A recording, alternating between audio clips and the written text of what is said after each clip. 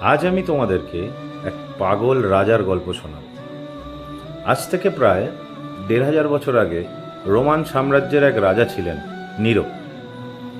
উনি ভালো ছবি আঁকতেন, ভালো কবিতাও লিখতেন, গানও গাইতেন, এমনকি ভায়োলিনও বাজাতেন।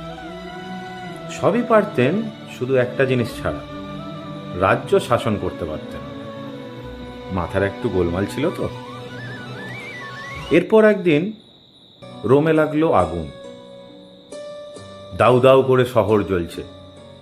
রাজা তখন কি করছেন? আগুন নেভাচ্ছেন? হুম।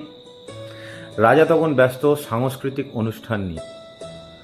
দেশ বিদেশ থেকে নানান রাজারা এসছেন, গান হচ্ছে, নাচ হচ্ছে, রাজা ভায়োলিন বাজাচ্ছেন। সারা রাত ধরে চলল অনুষ্ঠান, সারা রাত ধরে রোমও জ্বলল। ৭০% রোম যখন পুড়ে ছাই, রাজা কার ওপর দোষ দিলেন জানো? খ্রিস্টানদের ওপর। খ্রিস্টানরা নাকি ইচ্ছা করে রাজাকে বদনাম করবে বলে আগুন লাগিয়েছে। ইতিহাস বলে আগুন শুধু শহর জ্বালায় না, এই পাগল রাজারা যখন ক্ষমতায় থাকে, গোটা সমাজ ব্যবস্থা এবং সকল সত্য তার সাথে পুড়ে ছাই হয়ে যায়। গল্পটা কেমন লাগলো তোমরা নিচে কমেন্ট বক্সে জানিও। গালি আর তালি দুজনকেই স্বাগত।